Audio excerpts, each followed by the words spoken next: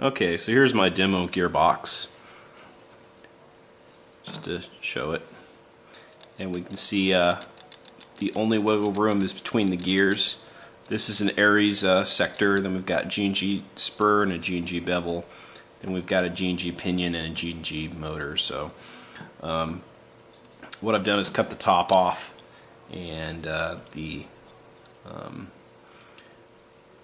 trigger assembly, and then basically all the areas for the wiring, because instead I'm going to throw the wiring down here so you can see everything. This is what I would use to demonstrate in a video or show to somebody or hand to somebody. A perfect shim job plus efficiency is what this is going for. So it's not going for, I'm not going for the best noise, I'm going for the best efficiency over noise. So we're going to go ahead and show that pretty soon. I'm going to do some close-ups right now to show you the shimming, and the gears don't bind into any of them, either one. They're just perfectly parallel and perfect shim job. There's no play left and right. And then same with the bevel in here. Demonstrate here so you can see close up of this. Now where the pinion is located is at the best efficient spot right now, according to this watt meter, which I'm going to show in video pretty soon. So the way I have this set up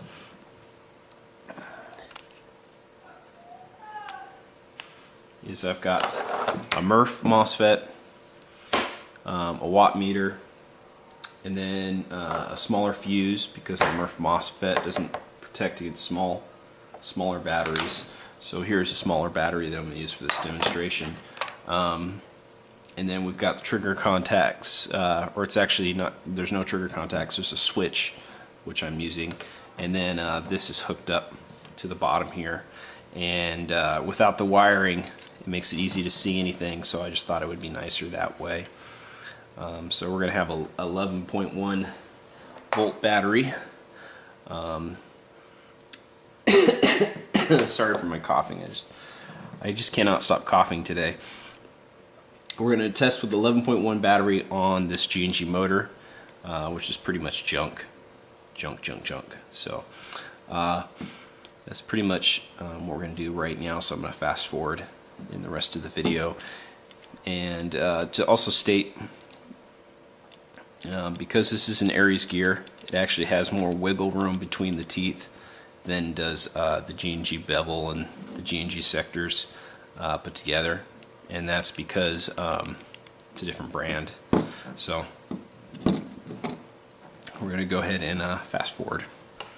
Okay, so we've got it adjusted, and it's applying just a little bit of, it's very close, and you can see right here. So we're going to go ahead, just for the sake of the video again, just to show where it is, so you can see the pinion. I have to turn this, and the battery does not want to turn it, so it makes it a little bit difficult. Okay, let's see, is that readable on the screen?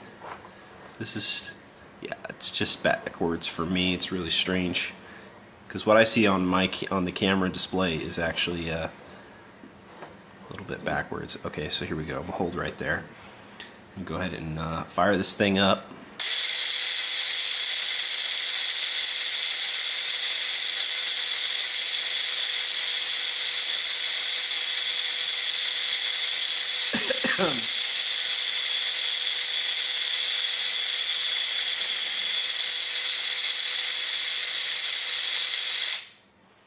Okay, so we didn't really see it get below 2 amps.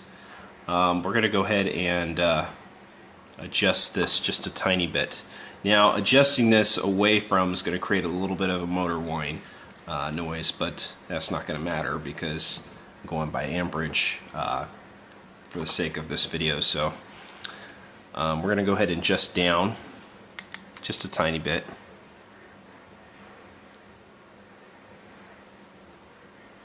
Am I adjusting down or up? I can't see what I'm doing. Okay. I'm going to show the play.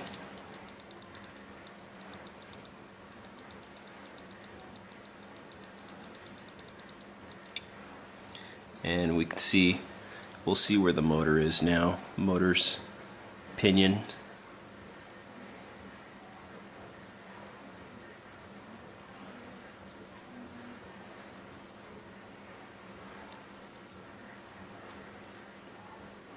Let's get it zoomed up a little bit more.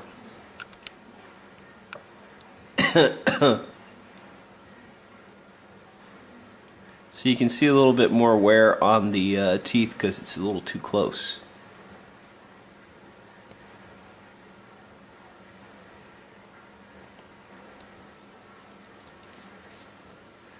Okay, so this is a little bit looser. Go ahead and fire her up for amperage.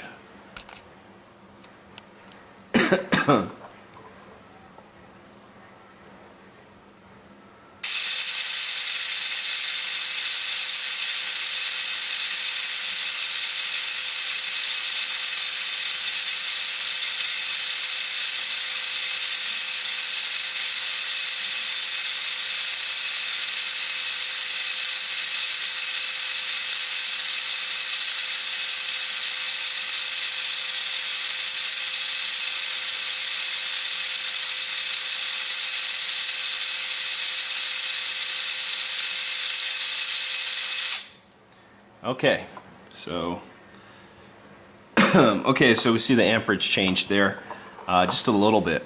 It's such a small number, but remember, small number is with no load.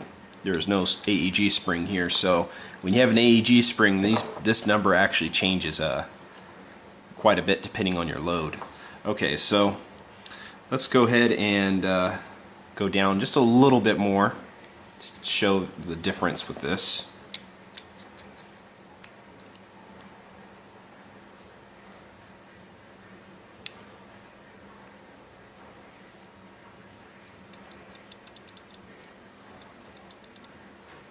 Just a tiny bit more.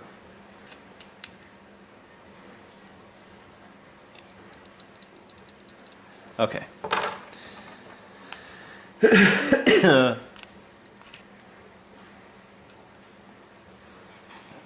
Sorry for my coughing. Okay, so here we go here. Show the contact.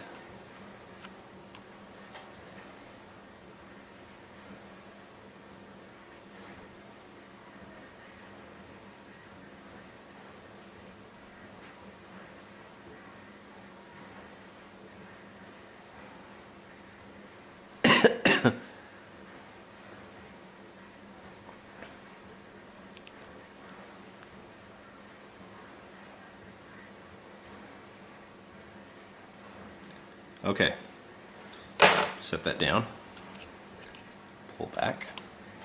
Oh, forgot to show the contact with the screwdriver.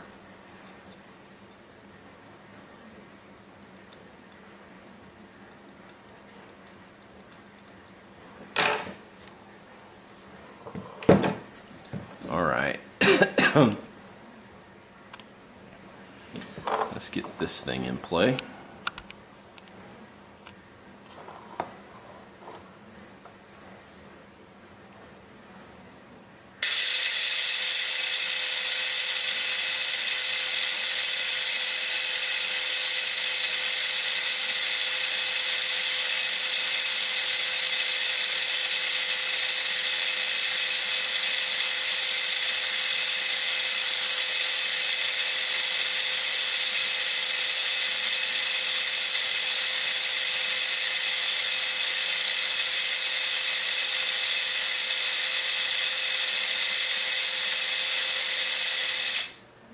Okay, next test.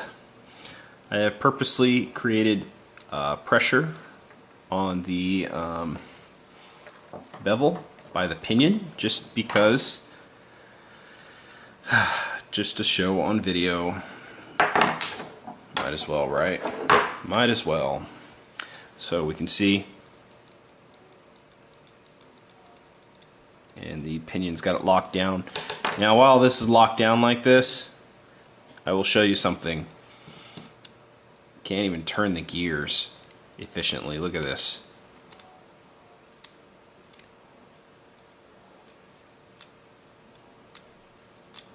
So I can already tell you this is gonna eat your pinion up, create more wear.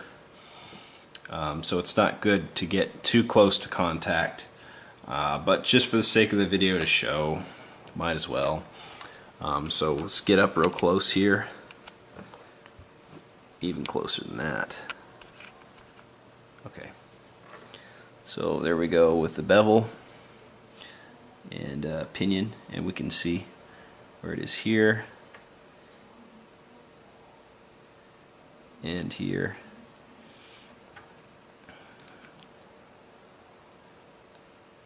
See, it's right on it. And then from the back. And to demonstrate, it can't turn it very well. Right here, it struggles to turn.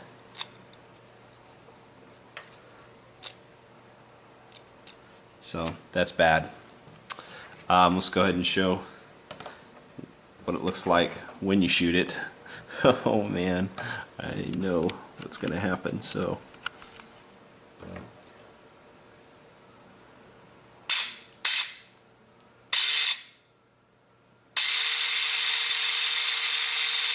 amperage goes way up, and that's even without load. Plus I can see wear on the bevel starting. It's too close.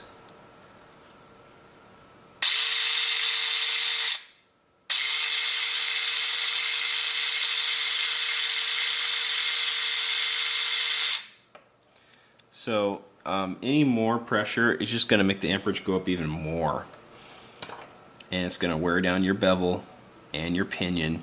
So this is, yeah, it's already wearing down the pinion pretty bad, especially because I don't have grease and it's got pressure. So this is not just, I guess I got to show on here first the amperage, because I forget to show sometimes.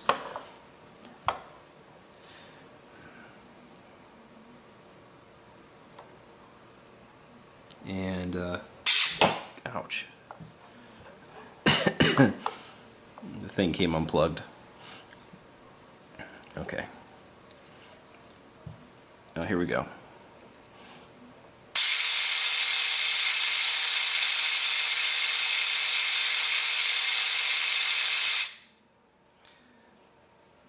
Now I'm not going to run that for too long because it's already damaging my pinion up, but I just wanted to demonstrate what it does to your amp meter, and that would generate more motor heat and would be bad for your gun, even though it's giving contact to the bevel and pinion and it's very close. So this demonstrates easily not to do this. And basically I'm going to finish up with my conclusion on this.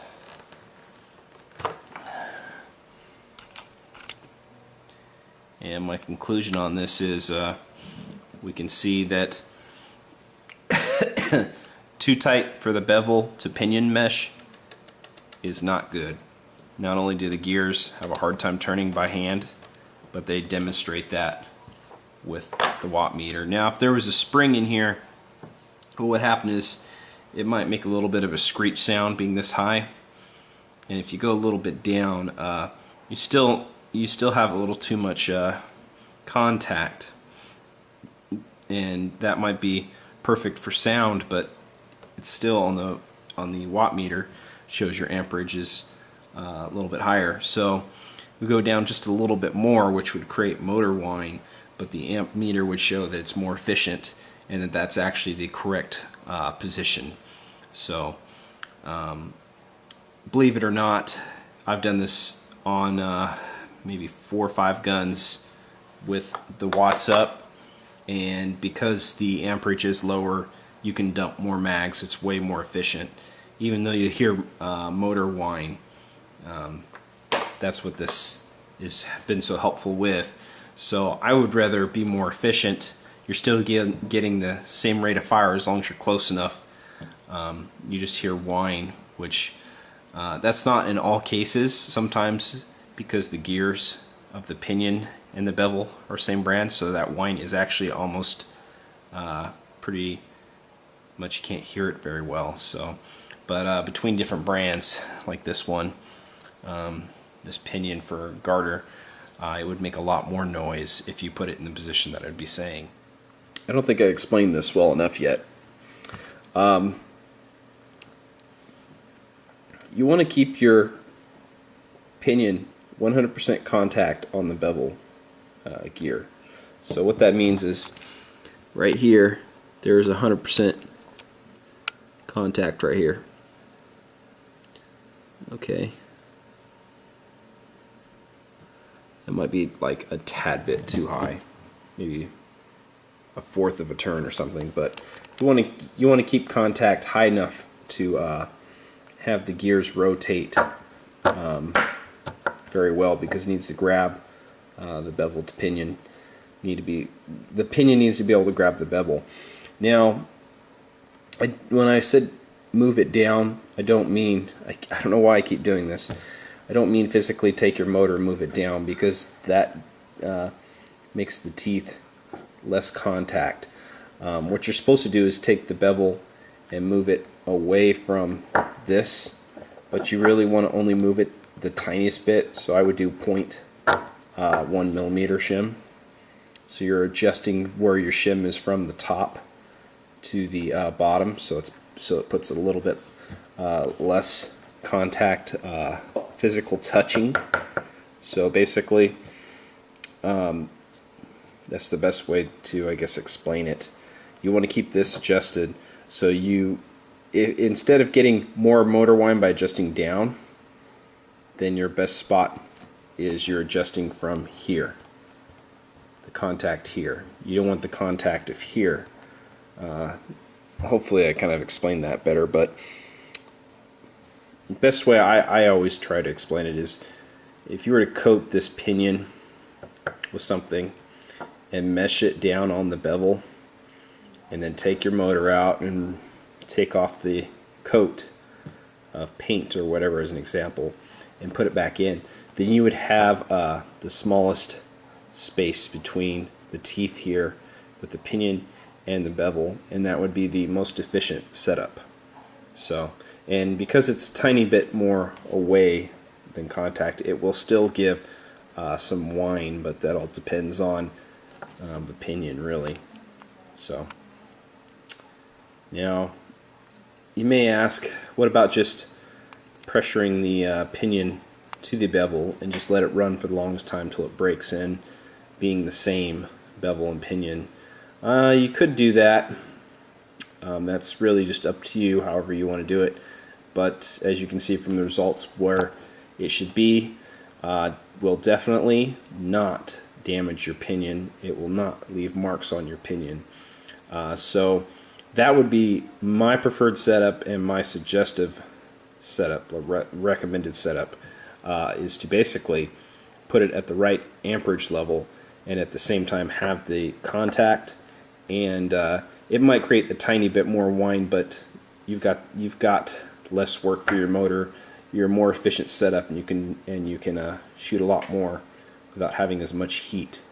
So that's basically the best I could explain this, other than hopefully I did explain it well enough. But if you watch the video, at least you kind of see where this is going, and it means that just because it sounds good doesn't mean that it's actually efficient, and that's where this video is supposed to come in place.